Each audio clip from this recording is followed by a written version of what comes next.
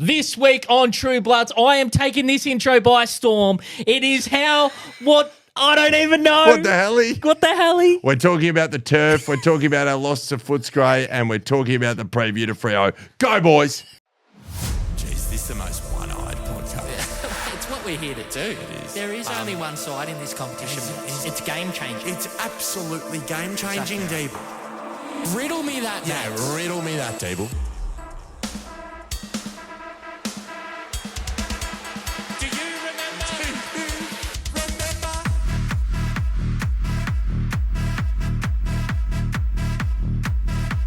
It's what we're here to do. This is True Bloods, the number one independent Sydney Swans fan podcast, and we are back in the AFL Today studio to talk about the loss to the Dogs, the upcoming clash against the Dockers, and everything else Sydney Swans. Joined as always to my left, Big Clarko. How are you, buddy? I'm well, mate. How are you? Not too bad, all things considered, my friend. What are you considering? Well, the loss on Friday night was an absolute stinger. I don't know. Any Blood supporter who shows any belief in their side had gone chips in with what we were doing, and we just happened to come up a little bit short. Clear reasons to why we came up short, but we just did not find a way to get the 4 points. Well, Deebs, we're a big incremental uplift pod. Yes, we are. What were our issues the week before? Kicking straight for goal. That's right. Now, did we improve upon that? Absolutely not, Madison Clark. That's right. So if you're not sort of making those incremental uplifts in your game, Deebs, and you have to play almost perfect football in order to play finals, that's going to sting a little bit, isn't it? It is, yeah. I think I broke down the stats Sunday night or whatever it was. In the last 2 weeks, we've had 36 pings at the sticks. We've kicked 10 goals, 20 from set shots. Not and good. 6 no scores. Does not make for good reading, Deebles. It doesn't. It doesn't. It's the coach killers. It's the lack of reward for effort, all this type of thing. And it basically lost us that game on the weekend, I think. There were some really impressive parts to our game on the weekend. We made some great uplifts in some facets of the game that I'm sure we'll dive into. But at the end of the day, there was a lot of non-kicking 6-point goals, low kicks. Non-kicking 6-point goal low kick. So, yeah, I was trying to work Ali back into that. So, That's elite. He's not happy. No. He's not happy at all. He would prefer us to be kicking 6-point goals, and now he wants to talk about the trade period. Yes. So that's a concern. It is. For one. It is. But I mean, look, I've always talked to you, Deebs. I do not care if we lose. I've never cared if we lose, depending on how we lose, Deebs. I've been embarrassed enough. I've been very vocal about this. This is well documented. I've been embarrassed enough. I will not sit here and watch us get pantsed again. And on Friday night, we did not get pants, and we didn't lose any fans. Now, I know we didn't get the dub, right? And we love dubs in the chat, faithful. We're a big dubs in the chat. We love dubs in the chat. We didn't get the W. And granted, I strongly believe if Hayden McLean had kicked that goal, we would have won that game. We were on. We would have made for a really, really interesting 45 seconds, wouldn't it? 45 seconds might as well be an eternity if the ball's in the middle and in dispute, Deebs. Yeah, that's right. Plenty of time. Plenty of time to get it forward and have another crack. But look, all the metrics pointing in the right direction except for efficiency in front of goal. Yeah. And it's really disappointing, especially some of the free kicks we gave away. I know we ended up having more free kicks. I think we got a little bit, it was a mix of being crucified and being our own worst enemy for the first half, Deebs. Yeah. Talk to me about Brodie Grundy. Aside from having one of the great games he played, just getting off from the start of the game with these ruck infringements really hurt us early. Oh, man. It was it's really hard to pace the guy for what he's been doing in the last 7 weeks. Really hard. But those first 3 ruck infringements, it's like learn from your mistakes. So I don't mind if our players make mistakes, but when they are making the same 3 mistakes 3 times in 10 minutes, it's a concern. That's not good enough, correct. right? As a ruckman, you've got to compete for the ball and actually lay hands on the contest. Brodie Grundy, as he always does, runs across the halfway, engaged with English, and didn't make a play on the ball. If that ball hits the ground, that is a free kick against for shepherding out of the contest. It's your blocking, essentially. It's right? blocking. You've got to give your opponent in the centre bounce. This is at the start after a goal start of a quarter. You have to give him a run at the ball. Right, you cannot shepherd him out and let the ball hit the ground. You've got to make contact with it. And it's not like, that it was just a free kick and that's all it was. It led directly to goals. Yeah, it did. And it got Sam Darcy. Matt Donnelly's been very vocal all of last week about how Sam Darcy was going to kick 4 or 5 and was going to be the end of us. And then Tom McCartan ends up going out, which was probably the biggest thing to happen pre-game. Because we were so stretched down back, and I thought our back 6 did really well, and that's something we'll get to in a minute. They did. Well, and then look, this is the thing, even getting back to pre-game, it's the tail of our season, right? Almost. Almost, right? We just can't catch a break. You've got 2 key pillars out of your side. Joel's gone down with the tight hammy on the Thursday night, laid out on the Thursday. No one knew that he was tight. We weren't expecting that, right? So we probably should have assumed there was something wrong with him. with the way he was kicking the ball. Yeah, exactly right. And then to lose Tommy before the game, it's the one side that you probably do not want to lose, a key backman against. And look, if we managed to sort of. Darcy did look like he was going to kick 6 or 7 goals, right? Well, I thought, geez, we're going to have to eat some humble pie here. Yeah. But, to the back 6's credit, they actually worked out how to keep them quiet, and that had a lot to do with the midfield as well because we truly dominated as well. For sure. But in saying that, I think Norton was pretty bloody impressive. Yeah. What did he have? 18 touches, 12 grabs. What's he kick? 3 goals, 2. Yeah. It's a pretty dominant game at half forward, and he was the one who definitely extremely dominant. Got him back into the contest when we got some momentum and also got him ahead in that second quarter as well. But these early ruck infringements, they allowed that to happen and allowed them to get off to a start when we couldn't convert. Our pressure rating was up very, very high. Through the roof, man. Last 2 weeks. Hey, mate, these are the things you want to see. If I'm sitting down on a Friday night, Faithful, and I've got a Crisp O'Brien's and I've opened it up and I'm watching the Schwannies, I just want to see pressure. Yeah. I just want to see pressure. Don't get beaten by what you know, Jared. That's right, because Kingy. anytime we don't bring the pressure, we get absolutely smoked. Yeah, for sure. So it's that sort of thing that I'm looking at. And can we keep that going for the whole game? And we bloody well could, Deebs. Yeah, it's the one-on-one matchups were something to go through. You look at it and you're like, yep, we won that. It's like Ed Richards with James Jordan. Did we win that? Tick. Well, I think he had his lowest disposals ever. That's right. Tim English on Brodie Grundy. Did we win that? Tick. Correct. Right? Yeah. Bontempelli and running through the midfield. Did Bontempelli have a huge impact? Not really. Tick. That bloody goal was... Man, we've got Sam Darcy, Malikan. Who wins that battle? Malikan? Tick. It's like we've won all these one-on-ones, yet we still haven't got the result. And I think you've got to look at it glass half full. It's like it's got late early this year. It has. Mads, it's got right? late early. But everything is heading in the right direction. Correct. We're just not quite executing as good as we need to win games of footy against what I think is a pretty good side in the Dogs this year. Mate, the Dogs are going to be in the mix for mine. For yours. I think they're, as much as it pains me to say it because I hate them. And you know what? Tom Liberatore can get absolutely stuffed, Deebs. Yeah. For you to be able to say anything about Tom Papley, knowing who your father is, son, I'd just keep it pretty quiet. Oh, that was what was said on Field, was it? He said, Tom Papley's starting a fight as usual. No, he's a pretty funny dude, Tom. Yeah. But, I mean, I liked that early. from Paps. Loved it. Get physical early. And you could just see the look on his face. That's 100% piss taking. He's like, let's go, let's start a fight. Yeah, exactly. You know what I mean? It's nothing personal. It's like there's no sort of levels of insecurity here that we're trying to act tough or anything like that. It's just this is exactly what we need Tom Papley to be doing. He's the barometer, Deeps. That's right. He's the barometer. And we hate the Western Bulldogs. We hate them. And anything that we can do to get some sort of ascendancy, I'm comfortable with us doing. Definitely. And we matched it with them. We did. Now, talk to me sort of bit of an arm wrestle that first quarter. I think they kicked the first couple. We wrestled it back quite nicely.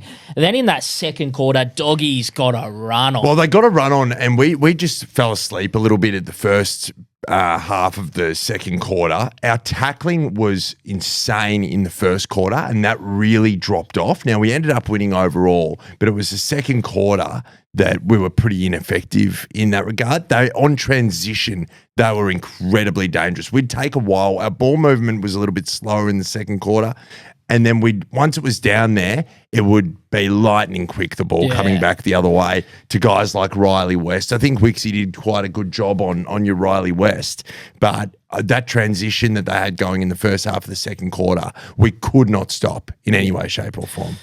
Riddle me this. You talk tackling, Mads. Yep. What did Lockie Bramble have on him that we were unable to tackle him? But that was the whole bloody team in that second quarter. Hoynie, give me a stat on tackles broken by Lockie Bramble. I'm even talking the whole game, right? He was just able to drive off half-back.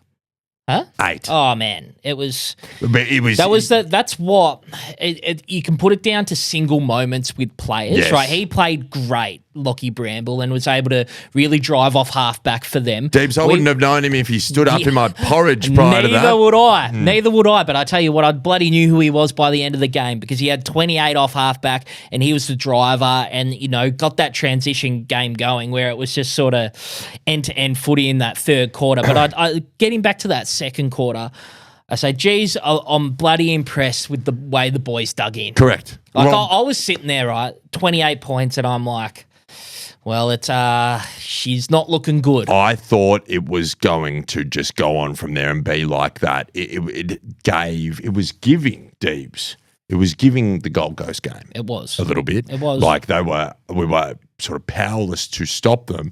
But then we flicked a switch. And this is what I mean. There's good signs everywhere, faithful. Stick fat, faithful. Because there's good signs everywhere. Because we flicked the switch in the second quarter. You got late goals. And this is in the last 5 minutes. Heaney, Papley, Jordan, all on the run, all taking opportunities, all clutch moments. Well, it was all clearance work. Yeah, it was all clearance work. It was all stoppage work. It was all Brodie Grundy. That's right. Fundamentally.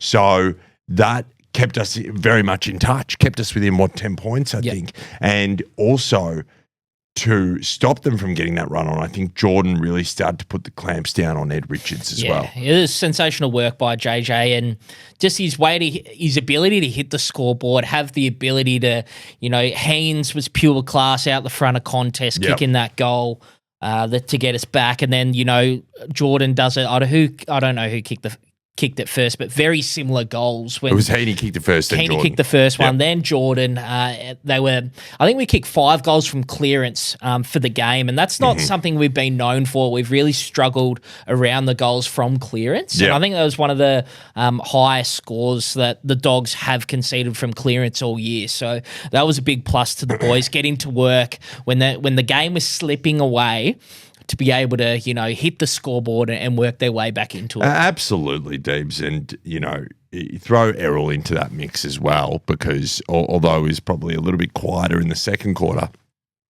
went absolutely berserk in the third quarter. Yeah. And Chad probably had one of his quieter games, did what we want him to do, and that's go goals from outside 50, skidded one nicely in there. I think that was the first quarter. Yeah. But, geez, the third quarter, Deebs, was an absolute classic. Absolute classic. From Yeah, the well, Swannies. great being a bit of a shootout, right? Yep. Going end to end, kicking goals. We could not defend them on transition. No, we can't. We were winning that territory battle. It was in our half for I think majority of that third quarter, and we were able to break them down as well, and eventually hit the scoreboard. But like a lot of missed opportunities once again. But they were just walking it out of our defense eventually, and transitioning the ball, and what I'm not even going to call him that name. No, but you don't call him. Don't call him. I was refuse going to say Joel Frazier. That is the stupidest and worst nickname. Whoever coined it, I'm going to figure out who coined it. I'm going to grill them. That is pathetic. How the lack of creativity is absolutely astonishing. Yeah. Now, do I like the look of him? No, I hate the look of him. Really punchable face. But boy, did he tear us to shreds. Oh my God, what a quarter of footy. One of the great quarters of football you'll see. Whoever called him Mini Bont, that is, you know what it reminded me of? What did it remind you of? Bloody Bruce, not Ben Ronk, Buddy Ronk. Very similar. My God. Great When you comparison. know you have to hang him up. Not Ben Ronk, Buddy Ronk. Buddy Ronk. Jeez, Bruce, Yeah, you're an so Australian bad. icon. That was one of your worst. One of your worst. That's right. So, yeah, just Joel Frazier for mine. Yeah, for yours, Deebs. He dominated in that third quarter, and so did our man, Isaac Heaney. I thought this stat was absolutely berserk, Mads. Isaac Heaney was the last player to register a possession on the ground in that first quarter. So, and then just got to work, worked his way into the game, ended up having 21, kicking 5 of the best, 5 tackles, 6 clearances, and, being one of our best. And he was one of the only ones who, once again, could finish in front of goals, 5 goals straight. Correct. God, we're lucky. We We're are. lucky to be watching the man in full flight. We are, absolutely. If you think about when he was in sort of 2015, when he had that dopey sort of haircut, the Bit really surfy. bit surfy. What he's grown into is just a sight to behold. Yeah. He's in the top 5 players in the comp for mine, Deebs. For yours. I and- don't think that's biased. Nah. I think that's pretty clear to see when he does what he does in clutch moments. Yeah, just match winning ability and versatility. There's some really, really, really good mids in the game, Yep. right? But can Nick Dacos do what Isaac Heaney does Does Nick forward of the ball? Dacos kick 5? No. No, he doesn't. It doesn't happen. Yeah, it's a special player who can have these 20 plus and kick 5. It's, Is Isaac Heaney a I think wussy boy? I think it's No. might be the third or fourth time Haynes has done it. Yes. So yeah, really, really good from Haynes, and we'd love to see it, don't we? We love to see it, Deebles. Now here's a name for you: Oh, here we go. the great Jack Buller. Yeah, well, I could have throttled him at one stage Yeah, because Jack, I reckon Jack, I could have kicked that. Jack, I could have kick kicked your that goals. 99 times out of 100. Yeah, And I'm not a great kick, Jack. I don't blame the Swannies. But that killed me. Yeah. That goal he kicked was sensational. Was good. I thought, you got to look beyond the stats, Deebs. Yeah. He presented so well all night. Structurally, we just didn't. Now, we did lose a bit of our shape without Amadi, right? I completely concede that, and we always knew that was going to happen. But not so much with the way Jack Buller was presenting. for sure. Don't you agree? Yeah, I do. Here's a big call for you. Big call. Big call. Huge call. It's the Pirate back this week. Yar. Joel Yar. Murty. You reckon he's back? Back this week. Just a little bit of hamstring tightness, bit of awareness, I think it was. Have you spoken to someone? Mate, I just know. Just the mail? I'll come collect it now if you like. Absolutely. Well, I don't. I'm just going hard on this. The Pirate's back, right? Yeah. Jack Buller holds his spot. Hold his spot, McLean out. Dostrich. The Dostridge. Back to the 2, son. He's got. We need form. We need everybody pulling in the same direction. Yeah, and I'm not questioning effort. No. With Dosser. No. It's simply out of form, So brother. are you taking him out rather than Aaron Francis? Well, Francis has got a week suspension. Oh boy, he Yeah. does. So, He does indeed. Yeah. Yeah, well, the decision's made for us, isn't it? That's right. Should that have been a week? I think so. I don't think it's got any part in our game. That's Jeez, pretty I poor. get very bipolar with Rory Lobb. Sometimes I love him. Sometimes I wanted to kill him on the weekend. Don't you touch the Don't Pope. you touch Aaron Francis. He's my guy. Pretty much. What did you think of the old wrestle? Mixed reviews amongst the faithful, but I love a bit of well, physicality. this is the thing, right? There is always a reason. You don't think Rory Lobb was lipping off at him, probably calling him a redhead. It's so easy to rip on. That's two funny people to be ripping each other on. Do you know what I mean? Yeah. Like there's both. You know, both of them have had hits to their ego in their career pretty early on. Yeah, would have been pretty funny discussion, I would have thought. But I mean, what I question is if he's holding Aaron Francis down on the ground. Yeah, how is that not a free kick? Yeah, you know what I mean. There's a bit of that if you want to break it up, right? And I'll tell you what one of the decisions was when we got done for one of those 50s. Millsy. Yeah, Millsy. Just dynamite on that. So for the people that was there for mine.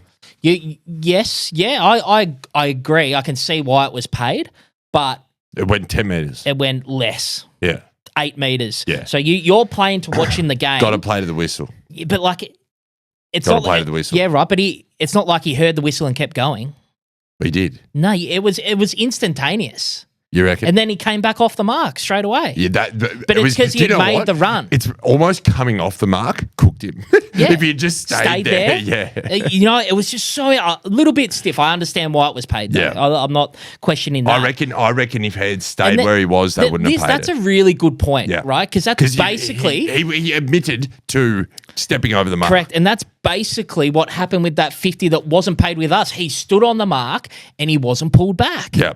You know, and the 50's not paid. So I think you've hit the nail on the head, Mads. And you would have hit a few of them in your life. I'm very, very big with my hands. Anything I need done at home, it's a DIY. Clarko, you pick up a hammer. Never picked up a hammer in my life. Never will. Now, that's fine. How was the 50 paid to us where the bloke didn't even move? He did not even move. Yeah. You would have to be joking. Yeah. You would have to be joking. He did not move, faithful. Hey, we'll take him when we can get him. We'll take him when we can get him. What did you think of Lloydie? Lloyd dominated in the first quarter. Loved it. There's just the man being used. I don't think you can question what he bought on the weekend at all. 116 AFL fantasy coach. Yeah, big fantasy team. Yeah. Aren't we? Super coach nearly at 100. Yeah, I mean, that doesn't lie, right? That's actually probably the most accurate way to see how someone played. Well, that first quarter, mate, he had 8 touches, 1 goal, Kicked 2. a snag, yeah. Like opportunities, kick 3. Like, goodness gracious me. So I think he holds with Francis coming out. Well, Rampy probably goes out and Rampy too. out as well. Yeah. So maybe Doss stays just with those injuries, but I think you've got to shake it up a little bit. I'm sure we'll put a bit more thought into it and talk selection in the preview. But I think people are a bit hard on Millsy. I thought they were too. It's like this is, and look, I think we're guilty of this sometimes too. You see some bad mistakes that players make, and you hold on to that, and then you're like, nah, they've had an average game. Yeah. And then when you actually start to break down their stats, it's like say they've had 22 touches, they've gone at 70+%. Yeah. And you're like, that they were doing something good with it more than they weren't. You know what I mean? But you can hold on to these bad things. And I will take that back to Juzzy earlier in the year. It's like, yes, he was butchering the footy at times, but he was still doing well with it more often than not. So I think that's where you can hold on to, that was really bad, and then you hold on to it. What do you reckon killed me with Juzzy? That ball inside when Ollie put it out to him. Shocking decision. And he played on, man. Nothing like obvious. Quick handball to the great agile Aaron Francis, who's just been wrestling with Rory Lobb and is absolutely cooked. Hey, it's not about how it happens, it's the result, and right? he ends up kicking the bloody goal. Big Jack Buller gets his first. Yeah. But yeah, some decision-making things. Mini Bont, that is just cooked, isn't it? It's so bad. Oh, the Mini Bont. Florent as the sub, divisive. Yeah, divisive. I mean, it's It's hard to impact. It's I a hard thing to do, and when you're already a divisive character amongst the wider supporter group, not just the faithful. yeah. I thought the change that he got in really, really good. Yeah. Um, So would you put that down to intent, like I what he was trying to execute? I think the intent's there. I think after speaking to him, dude, we know the intent's there. Yeah. I don't think the intent is the issue. I just think you're set up to have detractors when you come on, and you probably miss a couple of ops. Yeah. I thought he could have kicked that goal when he was on the run, but jeez. Yeah. It's tough, mate. It is. But like that, he was in that chain that put it out to Juzzy when he played on there. Correct. It's like, mate, Exactly. that kick is berserk. That is 55 on the run. Yes. And he's laced Juzzy out. Does your shitty footy wire have score involvements in it? Yeah, he's had 25. 25 score involvements. Holy Florent. That's AFL app. No, I'd have to get that in, mate. But I reckon he's thereabouts, right? Yeah. Now, the back six teams. Yeah. Lewis, Malikan. Yeah. I think, as I said, I think the midfield really helped them out with the pressure that they were putting on. Yes, there were a lot of good delivery inside 50 for the Bulldogs, but there was a lot of rush delivery as well, purely because of pressure. But, geez, the worst, as we said before, the worst person you could have come out of that side is the great Tom McCartan. Yeah. Yeah, it killed. And, you know, the couple of players didn't have their best night. Like Liz turned it over a little bit. Yeah, missed the kick-ins. Some of the kick-in decisions, I was just like, man, we really were our own worst enemy for a lot of the night. It's even what I was going back to before. People have, Liz has had a stinker, right? He turned it over 3 or 4 times out of his 24 pods. He's had 20 kicks. 15 of them are good. Yeah. It's like, Liz had, he had that slip over, right? It's the moments you remember. We'll get to that. And we'll touch on that in the second seg. But look at not Liz's best day out, that's for sure. But you hold them to such a high standard. You do. You really do. Paps. The Paps. Yeah, important to have him back leading up. Kicked that a couple of important goals around on the left in the first. Loved it. The set shot when no one else could. Went back, took responsibility. Really important to what we're what we're doing, and he's just a real link-up player, isn't he? He really Love is. the Papa. Oh boy. Yeah. Just wish we could have snagged it. Yeah. Look, it would be a different vibe in here, wouldn't it? It would be full of optimism and. I still am, mate. Like, yeah. How did you feel after it? Oh, I definitely wasn't. I wasn't heartbroken I've been. I want to say not disappointed. It's like I still care, yeah, right? But I wasn't sitting there kicking the ground like, oh, it's all over, and I wasn't sitting there in my own self-pity. I was wallowing. You weren't wallowing. I was comfortable with how it played out, and at the end of the day, if bad kicking's bad footy, and you can't expect to win games of footy when you can't kick straight. And the question is, do we know what went wrong? Can we fix it? Yes, we can. Yes, we can. And I think when we sort of break it down here, and when we can't, it's a lot more concerning. But it's very clear what's going on. I think the bones of what's been built are starting to gain strength, and it's all about doing what we can in the back end these last 8 weeks of footy and see what happens, I guess. Yep. Correct. I agree. Very good. That'll probably wrap us up, Deebs. This July, True Bloods is brought to you by, once again, the Clovelly Hotel, the unofficial Sydney Swans social club by the sea. Whether you're dissecting the midfield mix or debating the best halfback pairing, there's no better spot than Clovelly's coastal oasis. And if you're a code-switching sports tragic, get down to the Clovelly for the British and Irish Lions tour, showing all the action live and loud, whether it's Wallabies, Lions, Roaring Fans, and ice-cold schooners or doozies, we have it all at the Clovelly Hotel. So whether it's AFL or rugby or just good vibes, make the Clovelly Hotel your sporting home this July. Welcome back to True Bloods. Geez, if we got the win, it'd be huge. Oh, mate. It would. We would have been unbearable in here. We would have been to the average punter. Yeah, we would have been unbearable across many facets of our respective lives. Big facet pod. Mini Bond. Can't get over it. Won't get over it. You know where you put Mini Bond? You put that in the bin. Yeah. That nickname. So along with a few things, the Sydney Swans goal kicking and the SCG turf, all in the bin. So here's your kit bag. Yes. And here's the bin. You put it here in the bin, okay? You don't put it in the kit bag. You put it in the bin. So can you just re-say the three things we're putting in the bin? Sydney Swans goal kicking. Yes. Right? The current goal kicking, put it in the bin. The SCG turf. In the bin? And Mini Bond in the bin. Not as a player, the nickname. Even as a player, don't care. Put him in the bin. He's really good. Yeah. The SCG turf was a disgrace. Now, Deebs, I want to preface this by saying that we've been all over this for years. Years. We hate it. We hate the SCG turf. We always have because they bloody water it too much. Now, since then, I went to a wedding. I don't know if I said this on the pod. Well, I'm not too sure. But I went to a wedding and there's a mate of mine who I hadn't seen in a long time, right? He moved interstate. He was the curator of the SCG for a long time. I think I did mention it. Anyway, I've bailed him up. I want to speak to him. I actually even tried to get him on today. I haven't heard back from him, unfortunately. But we have been...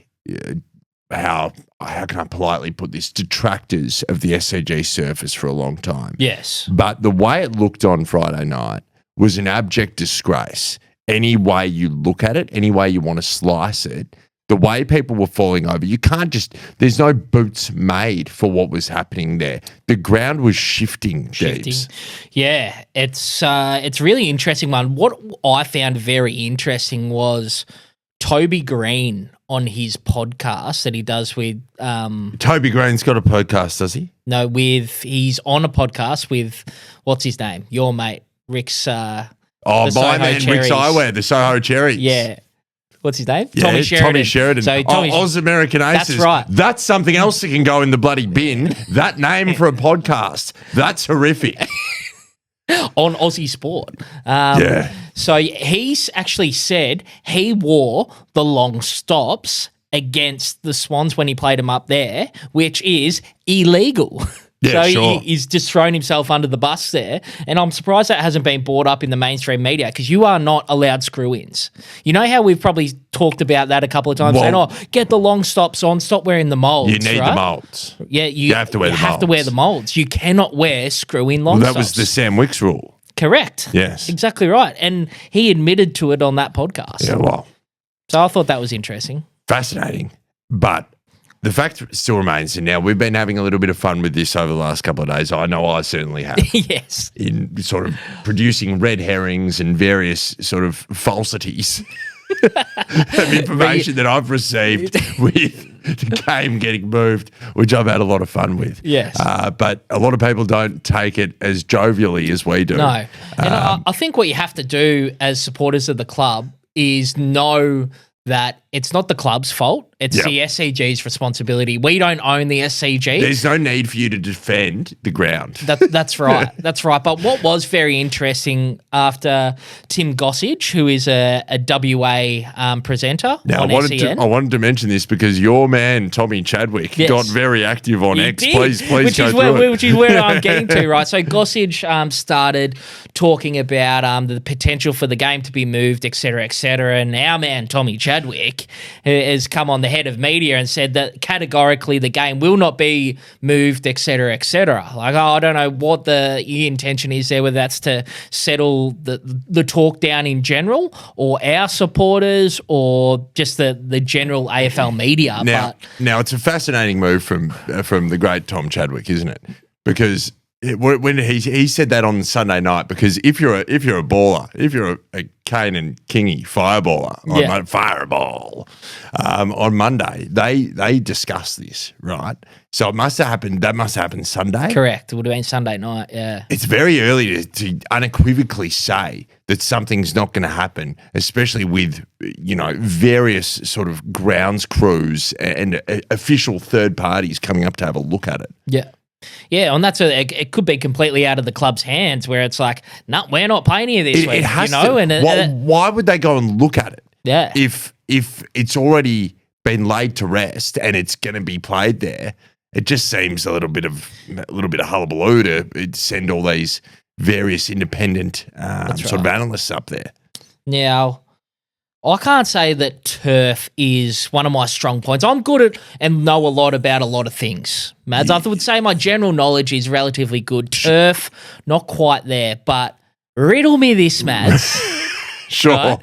How can the turf still not be right after 16 weeks in between this bloody, what type of concert was it? It was Andrea Bocelli, my friend. He's choir. Choir? Opera? Violin? What does he do? Yeah, he's what we would describe as a tenor, I believe. A tenor? Yes. So sings? Yes. Yeah, the opera, whatever it is, Yeah, Italian sure. opera, I'm going to go with. Sure. The great Italian opera. We're finding out that general knowledge just is a little bit more general than operatic. Music's not one of my strong points either.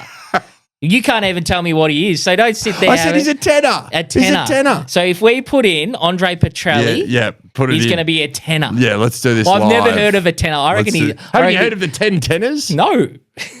TENOR. If they Google define tenor.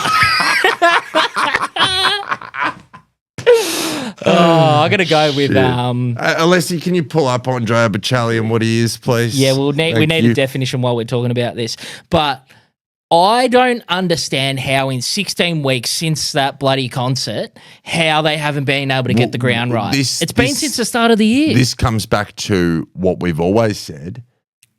Italian tenor. There we go. Well done. There you go, thank you. I don't often need a pat on the back, but occasionally it's nice. Oh, fuck. Mate, if you're hanging your hat on Italian tenors, when we're talking about the ground at the SCG, right? Shit, you're pushing shit uphill. Mate, I am. Italian tenor. I just think that this speaks to our wider criticism of the ground because they have always been slippery. And now my understanding is the reason they water it is because it gets too dry and the ball would bounce too high or whatever. So it sort of deadens the bounce of the ball a little bit, right? Yeah. And allows them to sort of, perhaps not do as many injuries running on a hard surface. But this all comes down to the fact that it's been their May, and we're coming from a place of the exact opposite of expertise, Deebs, on turf.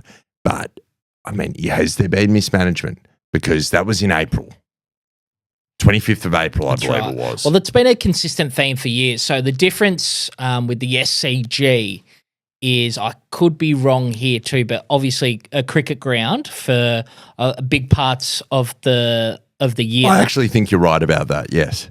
Yeah, I'm going on with the point. Yeah, sure. Right? Just let the man finish. Let the man cook, as they say. Let him cook. Kitchen. I'm in the kitchen, right? So, yes, correct. It's a cricket ground. Sydney cricket ground. Ding, tick. He's got that right. Put that in the kit bag. But it's a big cricket table, right? So multiple pitches across the middle of the ground. So this goes back to the great days of 2005. I don't know if you remember, Madison, before that semi-final. There's a big, what's it called when there's before the game, like I can't think of the right word. What describe it to me. I've really we could turn this podcast into charades. We really could. Controversy before the game. That's what I was looking for. Controversy. And the table of the cricket, where the cricket pitches are, was watered down before the semi-final against Geelong. Yeah, you said the guys in orange just watering before the game. Like literally sprinklers on 4 hours before the game. Fantastic. Right? And so it's always been a thing. Yep. right? And just like the constant watering of the ground has just been going on for years, hasn't Sure, yeah, it has, and it's continually shit me, Deebs. it? It has. But what is your view? My view is it's simply not good enough, and Do you move it? I think you nearly do. Do I think it will be moved? No. But should it be moved? Yes. Well, I can almost 100% say it won't be moved. Correct. But it definitely should. Yeah. Because, look, what are you going to do to it in the space of 5 days that you haven't done to it since late April? Yeah. And that's going to turn it around in tumultuous weather conditions. Well, I think it would be 9 days, but same point. Sure. Yeah. Yeah.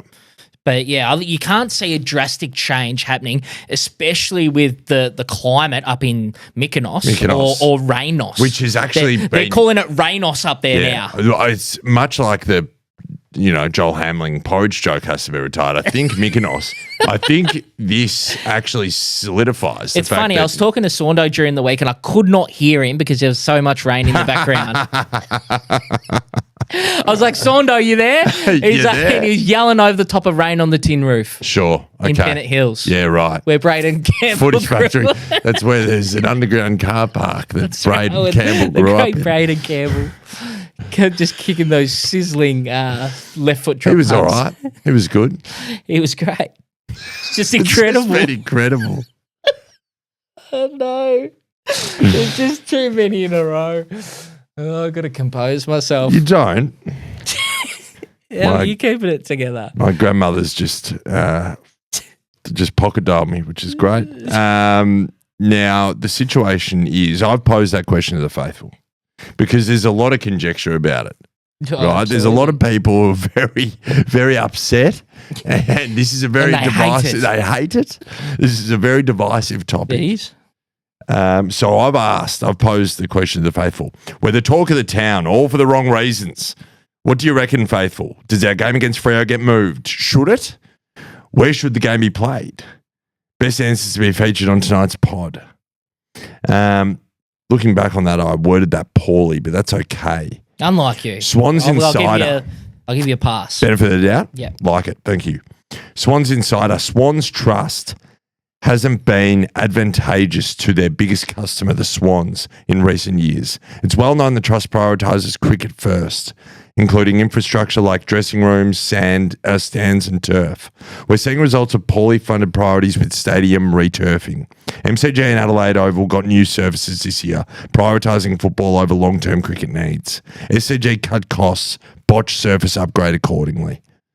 I'd love to see where that info is because that's pretty significant. That's pretty damning, Deebs. Yeah. You're going to cut costs, but then the product is as it is now. Yeah. That's a concern, Deebs. Yeah, for That's sure. professional malfeasance, Deebles. Ooh, Google to find that one, faithful. Google to find that one. We've got Liz Whiffen. Whiffen, the cheer squad. The great Liz. She has sent through a photo here, Madison Clark, which I'll get up on the new iPad. I don't know what you think about that, faithful. Can I get some W's in the chat for the new iPad? But if you have a look at the ground conditions, that's away from the danger area, looking at the danger area. Sure. Per se, Deebs. It looks great up the ground, but it's just like that one end of the ground, isn't it? Yes, it is. It is. I didn't like it. I didn't like seeing the slips. Scotty Punton goes with Punton. the great Ponton. Ponton. It's Ponton. Yeah, that's Ponton. Ponton, the great Scotty Ponton.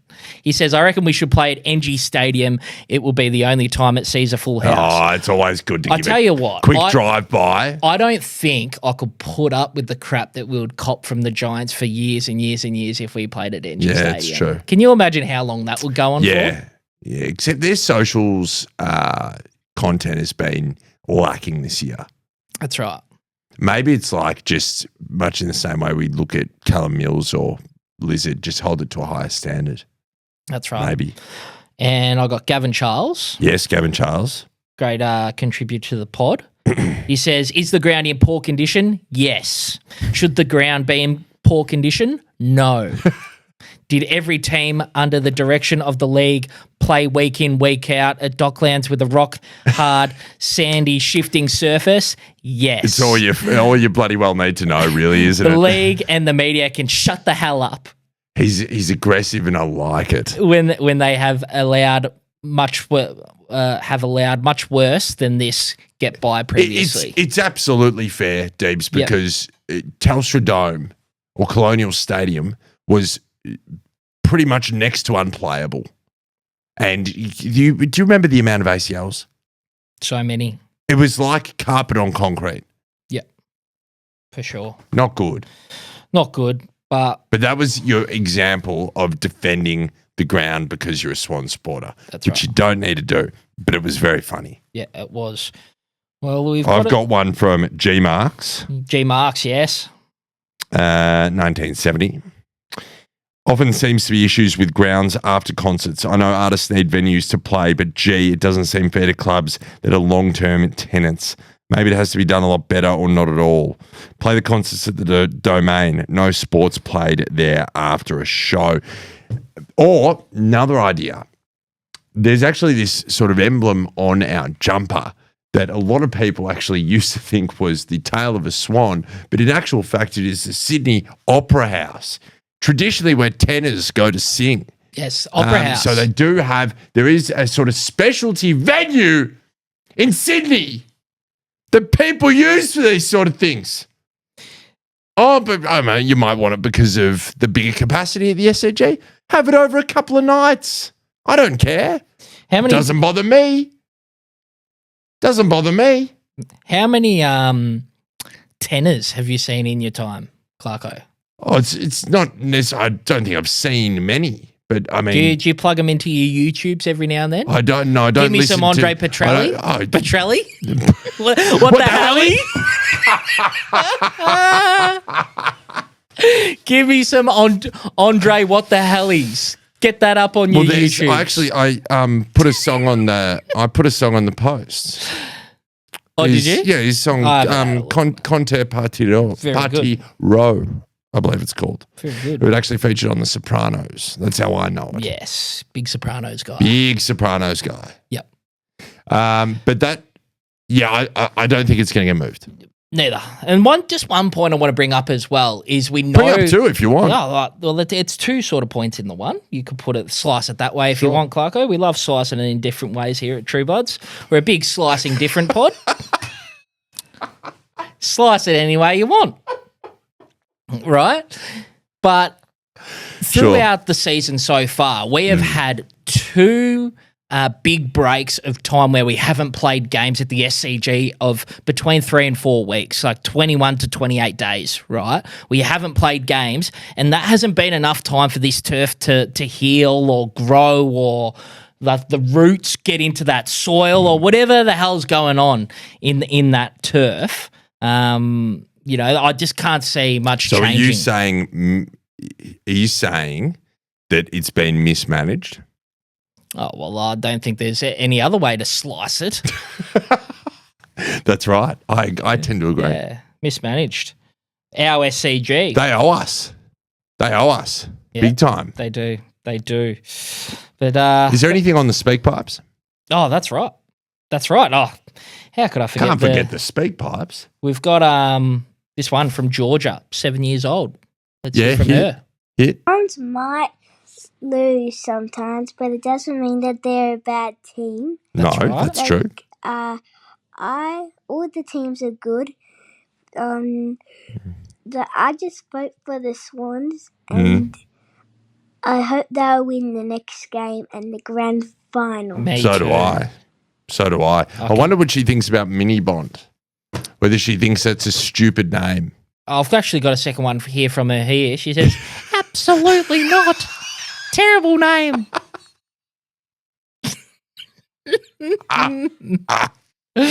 Wow. Wow. Hey, there should have been one from Rommers in there. Rommers from Wyonga. Yeah, post-game. On the Central Coast. This could have been from post-game, I reckon. Hey, boys. It's Rommers from Wyonga on the Central Coast here. Look, last night wasn't the best. No. But at the same time, I reckon 90% of the players that were out there last night, I'm bloody proud of, because the Doggies could have really done a number on us. They're a fantastic side this year. And I think to see us battle as hard as we did for most of that game, I'm bloody proud. As for the rest of this year, look, I've finally given up. We're not playing finals, so I'm just really keen to see what Coxie can do with this side once we're at full strength for the rest of the season, because it's going to really show us what we're in for over the next couple of years and beyond under Coxie. So I'm really keen to see what he can do with this side, and yeah, just really excited. So anyway, back next week. Up the Bloods, up the potty. I reckon he's one of my favourites. I wasn't expecting him to say that. I've given up. I've given up. Bloody hell, Rob. Stick fat, brother. She'll be right. All right, we've got Mitchie. Mads, Deebs, Faithful. It's Mitch from Hornsey Heights here. I've got 2 words for you. Isaac Heaney. Oh boy, what a game did he have. I've been trying to come up with words in my head to kind of explain how I felt watching him in the SCG on Friday night. And the only one that comes to mind is aroused. I can't really come up with anything else. I might have to hit up Deebs and maybe we can meet up and have a little scroll through the thesaurus together. That's right. I just can't come up with anything else. Anyway, for mine. For yours. I think it's no secret we just weren't clinical enough from set shots, and that's definitely the biggest the thing that I got out of that game. And yeah, probably a bit sloppy in that fourth quarter, a little bit lethargic, and just some poor decision making, some poor handballs. But hey, boys, I'm confident against the Dockers this week, so Go, boys. we'll see how we go. Up the Bloods, but most importantly, up the Bloody. Yes. Up the Bloody is Up the so Bloody. good. We do like the Hey, Bloody. we got Jakey as well. Yeah, Jakey. Live, oh live, oh live. Madison David, this is incremental manifestation. You go into your crystals like Shaman Deeble says. When you're licking your wounds, you go into your rhetoricals. And what if I told you there was a big door that led to a land of 1,000 chads busting through packs, and we had the only locksmith that could break inside? What if I told you collateralized debt obligations were coming to Australia and you could finally get that house in Melbourne and Clovelly? And what if I told you we could be heroes for just one day, one final Saturday in September? 2026, but still, would you take it? That's incremental manifestation, lowering the eyes of the faithful, one metaphysical kick inside 50 at a time. Jakey from Redfern. Good to have He's you back, very brother. good. Very He's good. very good. Yeah, it's a nice way to round it out, Mads. We've crapped on there very nicely. We have. And we'll probably crap on again in the third segment, I would imagine. Right. We'll be back. Welcome back to True Bloods, Clarko. Yes. We go again this Sunday. Yes. Freo. 110. Will it be at the SCG? Who knows? Who knows? But we'll be playing footy on Sunday. Tommy Chadwick Shaw thinks so. Sure. I back Tommy in. Oh, but you can't not back Tommy in. He's a strong man. He's our man. Head of media, backing Tommy. Wow. I think we'll win. Just off the top, I just want to make my intentions clear. So, I think we'll win. Bloods by how far, Max? And yep, we're good to go. But I think we'll win. I think so too. Saints showed a bit against Freo on the weekend, didn't they? It's once again we've got a few things where players will be coming in and out of the side. We haven't contested Aaron Francis's suspension, so he's out for a week. The Great Dane has gone down with a calf. Yes. Was it? Yes. Yep. So that's not good. That's he's at least a month, you would say, but the Great Dane has come back in, quick time. He's a different sort of cat, isn't he? He is. That'll be Tom McCartan will be the natural swap for Dane Rampy. That's right. And you'd think Amadi comes in for McLean. Yeah, and then you got Francis going out as well. Yeah, so something else. Something else there too. Maybe we might hear from the great Catsy. I think that's important. With the VFL report and see if there's anyone knocking the door down. Is there a Ned Bowman out there for us? Is there a Patrick Snell out there for us? Is there Joel Hamling, who's been playing forward in the VFL again, out there for us? Yeah, there could be. I don't. That just gives me PTSD from that Essendon game. Yes. Oh my God. That man. Ooh, yeah, that was bad. Let's hear. Mads, Deebs, faithful. Unfortunately, the Magoos cop a 14-point slap at the tramway at the hands of the doggies. We're not batting too deep. As we well know, the Titans sub goes deeper than what we do. But we push on. Pete Laddams, best on ground with a solid performance, even in front of the big sticks. Corey Warner as well, getting busy, ball in hand. Indy Kirk and Joel Hamling showing a bit of fight. Riley Bice, his first spell back in the Magoos in some time. Plenty of ball, but unfortunately not really effective with the footy in hand and by foot. Jesse Detoli, got plenty of it. Unfortunately, Wayward in front of the big sticks with a goal 3. And further down the line, a promising performance from Riak Andrew as he builds back in with a few touches around the ground. Caleb Mitchell and Will Green just a little quiet, less than 10 possessions, and Nettie Bowman just doing more of those Nettie Bowman things. Stick Fat Faithful, a tough one in the twos. I don't see anyone coming up. The Pirates should be a straight swap for our man Aaron Angry Francis going out for 1 week. We'll see how we go. Up the potty, up the bloods. Yeah, very good. There we go. Pete Laddams. Pistol. We are a big Pete Laddams pod. Huge. I don't need to say that. You all know that. I want to see him. I love seeing him in red and white. It's good. Love it. Just got to watch out for your shoes. Yeah, well, you got to watch out for a lot of things. You got to watch out. Yeah, you got to watch out him stealing your shoes, pitching in darts, painting trains. That's right. But most importantly, him biting off more than he can chew, which we love. Right.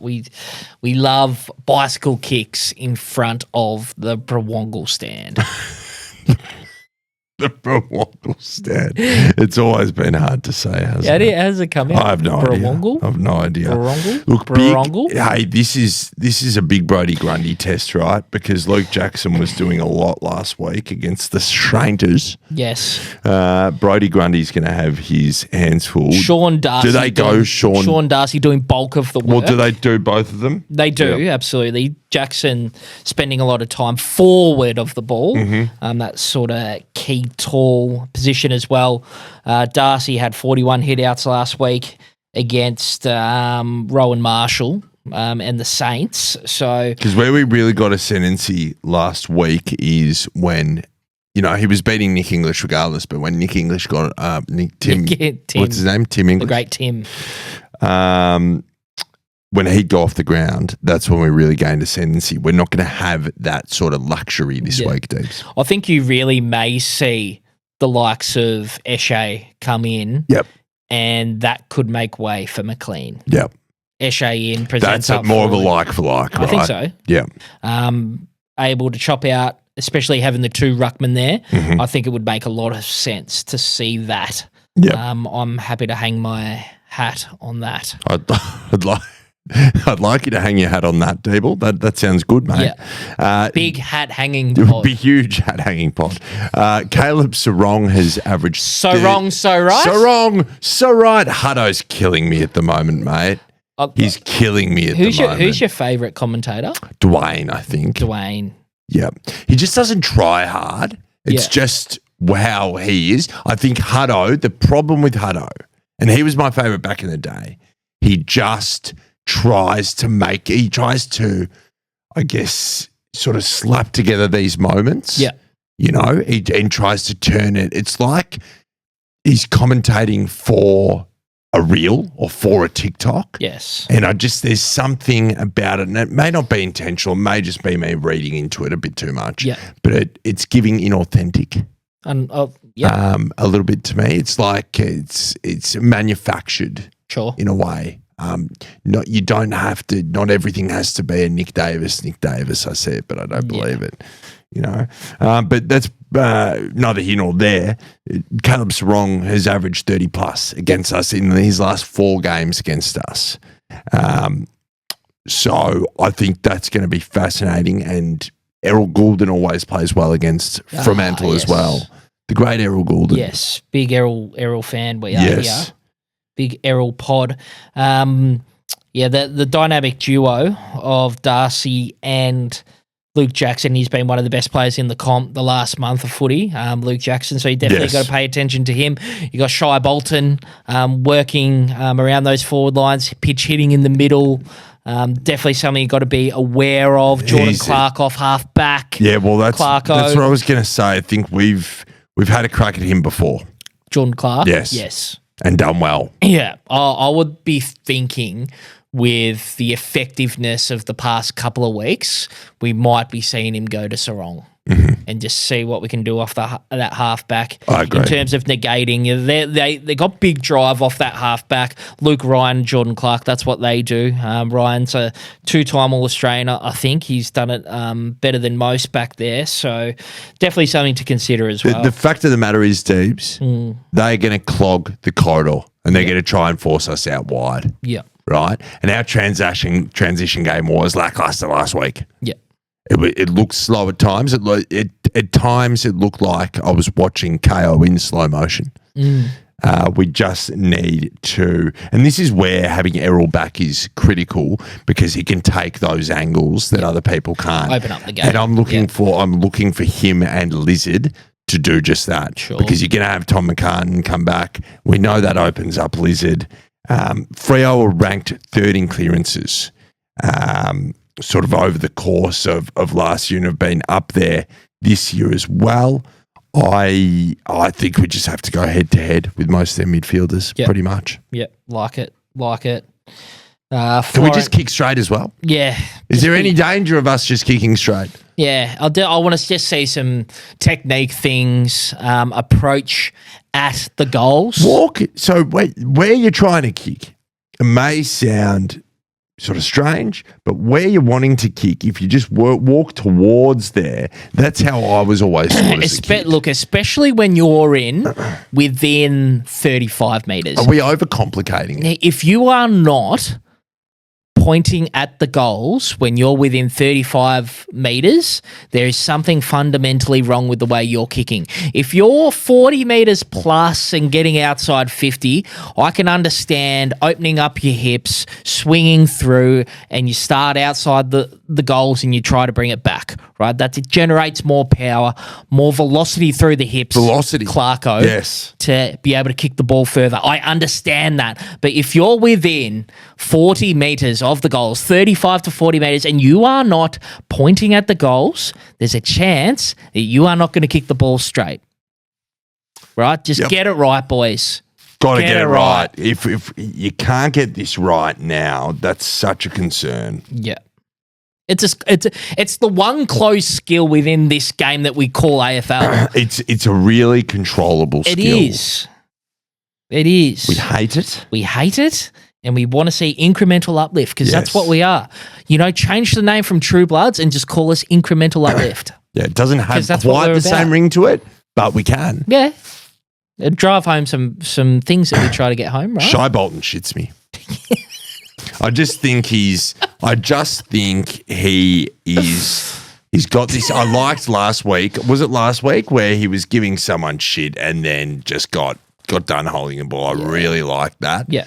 I just don't like the look on his face, and it's probably how I feel about Shai Bolton is probably how I'd feel about Tom Papley if he played for any other football club. That's right. No, understandable. But I don't like him, and I don't want him to win. We hate it.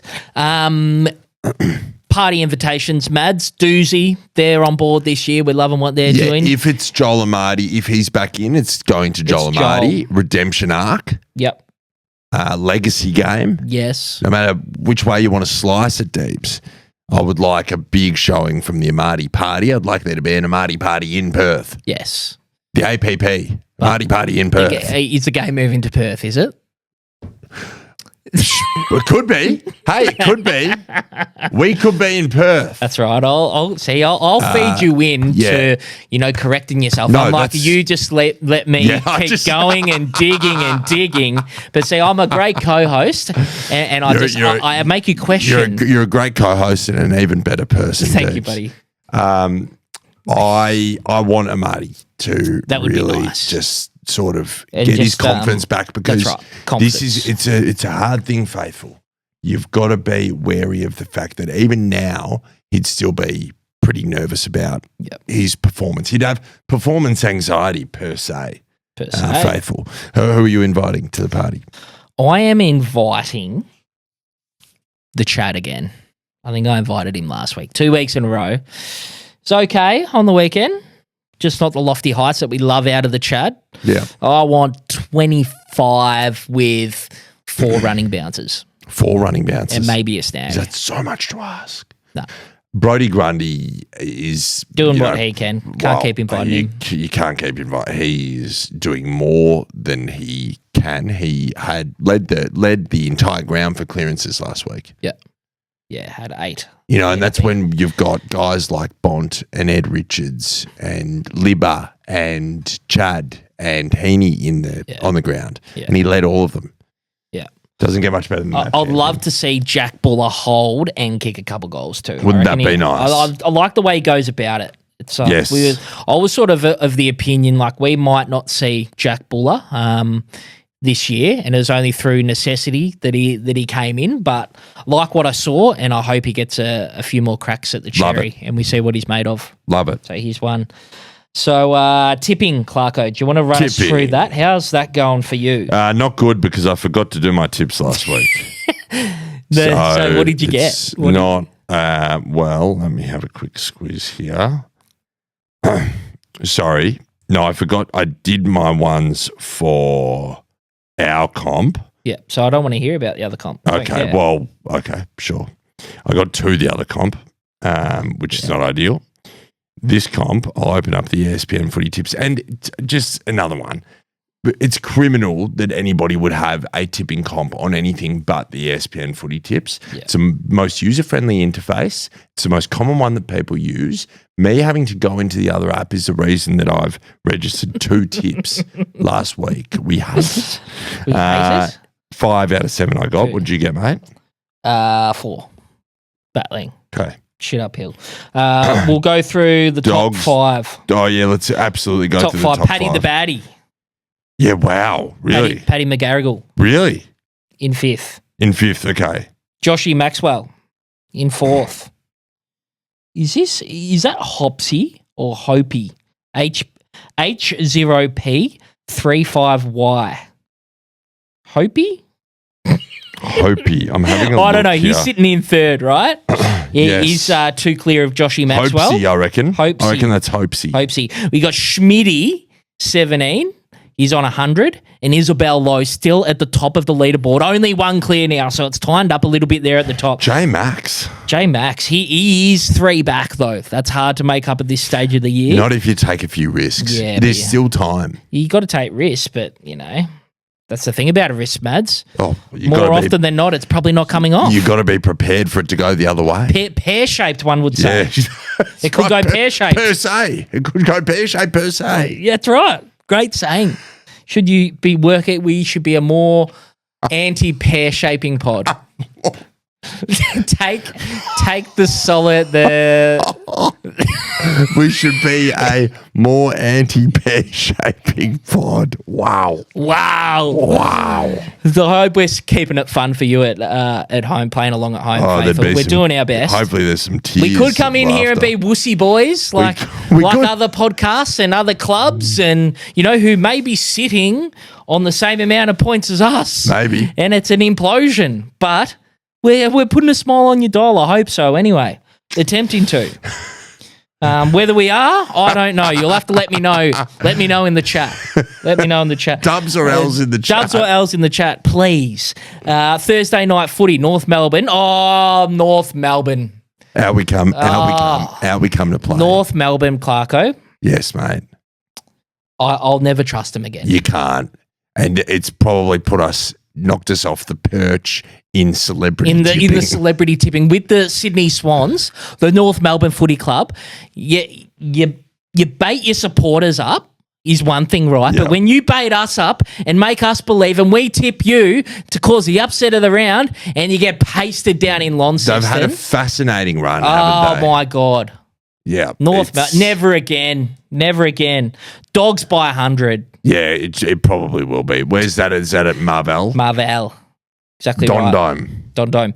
Friday night, we've got Carlton and Collingwood. Now I'll MCG. be attending this Oh, match. in the MCC. Yes. You're going to be standing in the halfway Could do. standing. Could do. Is that out there for you? Could do. I'd probably rather Gluten-free pie out there for you? Oh, there has to be. Has to be a 2-base session ale out there for me. Very good. I'll be watching that with great interest. Very good. Who are you going with? Boys from work? Go with the boys from work. Yeah, nice. Yeah. Shout out. It'd be good. Shout out the boys. Who are we shouting out? We shout out Kurt, Zooey, Lincoln. Yes, shout out Lincoln. And Matt Cumming, the great Matt Cumming. The great Matt Cumming. Great Matt Cumming. He'll be over in your area, the AFL members. He's a good fella. That's right. He knows where it's at. So very good. I think this will be the end of the Carlton Football Club as we know it, and they will merge with Tasmania. They'll be over. That's right. Even the board. will get Mads. fired. Have we got a double game on the Friday night? We do. Jeez, that's very, very odd. We can question fiction and talk that till the cows come home. But we've got West Coast and GWS. GWS. That'll be GWS comfortably. Saturday afternoon, we've got Essendon and the Gold Coast. Gold Coast. We've got Geelong and Richmond down at GMHBA. Geelong. Saturday night, we have Brisbane Lions and Port Adelaide. Brisbane. We also have on Saturday night the Hawkers and the Sainers at Don Dome. Hawthorn. We're back on board. Do you know what? That could be the upset though. Sainers. Yep. Yeah, they played a little bit. So you got to keep the producer on side. That's a silly thing to say. Yeah, it's true. Tipped against them twice. 2 weeks in a row. Can't do a third. No. Can't do a third. You've got to know what's good for you. Yeah, you don't bite the hand happy that feeds. Producer, happy life. Yeah, that's what they say. See, I'm just a little bit smarter, but slice it however you want. Slice it big slicing Big slicing pod. And to round out the Grenache hour, I'll be over in Adelaide by this time. Adelaide and Melbourne. You might as well go. Well, I might just pop in. Yeah. Adelaide will win that comfortably. Very good. It's been fun, Deebs. It has been, mate. It's but it's time to go home. Yeah, and thank you to the Clavalley Hotel. Shout out. Thank you to Delicious Pickles. Yeah, been on last month. Yeah, still go and get your pickles. I'm sure the discount code will still work. True Bloods. Go and get your pickles. Delicious. Get down to the Clavalley Hotel, biggest screen in the Southern Hemisphere. ClavallyHotel.com. Yeah. .com.au, I believe, Dave. .com.au. And every game of the British and Irish Lions tour, if that is your cup of tea. Just before we go as well, we got the pre-game tickets for the Swannies v. the Sainters. So jump onto the link in our bio. Pre-game, I'm going to be there. You're going to be there. The great Zane Red and White's going to be there. I think producer Alex is coming with us as well. Barry Hall, Leo Barry, you star. It's going to be good. Jump on that Channel 7 doco as well. That's a ripper. And so, yeah, we'll be sharing a link for those tickets this week, I'm sure. But this has been True Bloods, the number one independent Sydney Swans fan podcast. We're number one in your hearts and number one on the charts. We're speaking words of wisdom up the potty.